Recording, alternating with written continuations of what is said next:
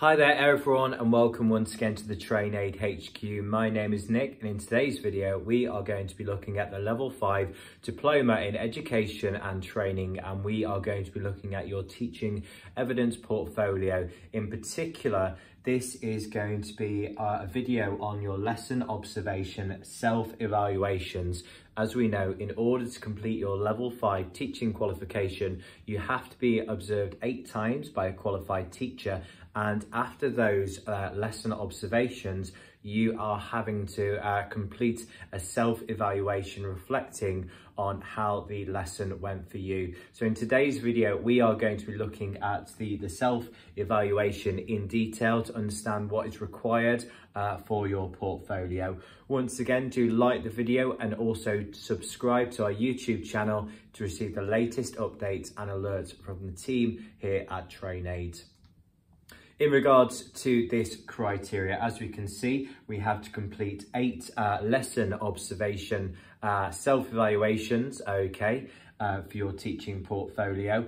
In terms of the lesson observation self-evaluations, you can complete these on the self-evaluation form provided by TrainAid. It is divided down into 3 sections. Simply your strengths of your lesson observation, areas for development, so thinking of the lesson, what could have gone better, and also action requirements, action points. So thinking about those areas for development and thinking, how am I going to improve those with time?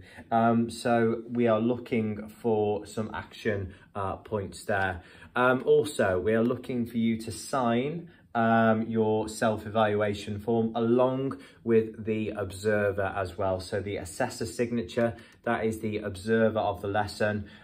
You can of course share your strengths, areas for development and action requirements with the assessor, with the observer, and let them discuss your feedback points as well. But in order to pass this criteria, we are looking for 8 completed self-evaluation forms. You can of course use your own organisation self-evaluation form. If you have one, that's fantastic. You can create your own as well, but you can use the TrainAid template provided. We're just going to now have a look in a bit more detail about self-evaluations, and more information can be found within the textbook. Do have a look at textbook pages 460 to 465, which has some fantastic information about self-evaluation within teaching. But why is it so important that we as teachers, trainers, embark on self-evaluation? Well, it's an opportunity for you to reflect on your teaching practice, highlighting your strengths and areas for development. After every course or qualification, after every lesson, you might think about what went well and also areas for development as well.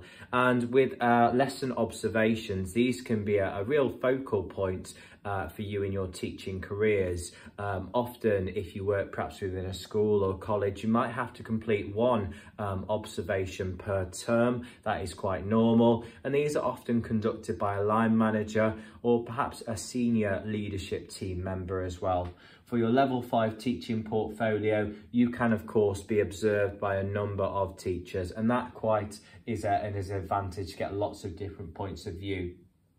So in terms of the self-evaluation, when should they be conducted? So as soon as possible after your lesson observation.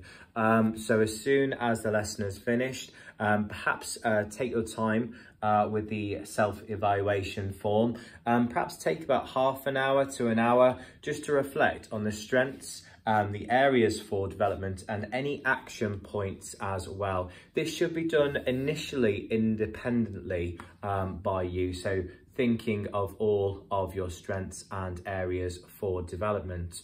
Now, once this self-evaluation form is complete, then what you can do is you can sit down perhaps with your mentor or manager, and the manager can give you feedback on the lesson, so how it went, and you can also compare your self-evaluation notes. So you could have a conversation here thinking about what went well, okay, so what the observer saw as going well within a lesson could be different from your own opinions as well. So they might have saw something within a lesson that you didn't perhaps. Okay, so it's a fantastic way of having a chat about how the lesson went. Okay, so once again, very important that we do get a signature from the observer. And when should you gain feedback from the observer? In my opinion, as soon as possible. Okay, so that teaching experience is fresh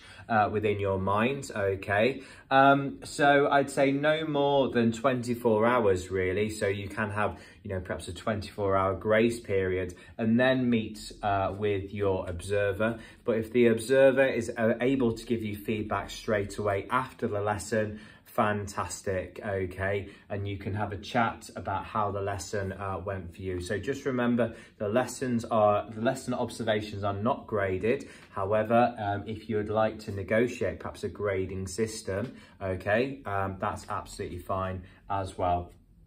A few other key points to do with the self-evaluation forms. These can be handwritten or they can be typed. That's entirely up to you, okay?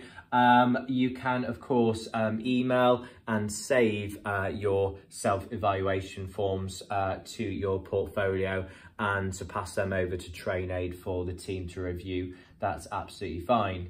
So in terms of a few other key points at this stage and the level of detail, so here we have our self-evaluation form. We have the strengths, areas for development and any actions required as well. We have the reference column. So what that means is where the strength or the areas for development took place within the lesson. So you could have a fantastic starter activity. So you could put the reference here as the start of the lesson, the middle of the lesson, or perhaps the end of the lesson. You could even put the time of the lesson as well. That's absolutely fine. So just use that column as a reference point, as a reminder of where that strength or area for development took place during the lesson. In terms of how detailed does the self-evaluation form need to be? Well, we're perhaps looking for a minimum of 1 to 2 pages maximum, of course, but try and have a minimum of 2 to 3 strengths, so what went well within your lessons. Perhaps 1 to 2 areas for development as well. Okay, so thinking about the areas for development, what could be better, and also action points as well. So 1 to 2 action points to improve your practice. So this could be for you as a teacher to perhaps incorporate a more robust initial assessment, or a longer icebreaker, or perhaps some more group work, paired work. It could even be to observe perhaps a fellow colleague, for example. So these are very much small targets for you to improve your practice in preparation for the next lesson observation. So just remember, you have to complete 8 lesson observations here. And just remember to sign and date the self-evaluation form. So just remember, you are the learner and the assessor or the observer has to also sign and date as well. So obviously, if you complete the self-evaluation and collaborate with your observer as soon as possible after the lesson observation, then that memory of the lesson will be quite strong and you will be able to reflect on your teaching practice. So once again, please do complete the lesson observation self-evaluation form. So we are looking for 8 of these documents, and make sure you do put the details of the observation date, the time, and also the location as well. So these are very important. So we are looking for 8 self-evaluation forms within your folder. Okay, hopefully the self-evaluation process has become a lot more clearer now. If you do have any evidence to send in to us, fantastic, please send it into the marking team. Any questions, please do get in contact with us here at the office, either a phone call or give us an email as well, and we will answer any inquiries. Once again, please like the video and also subscribe to the YouTube channel to receive the latest alerts and updates here from the team. Bye for now.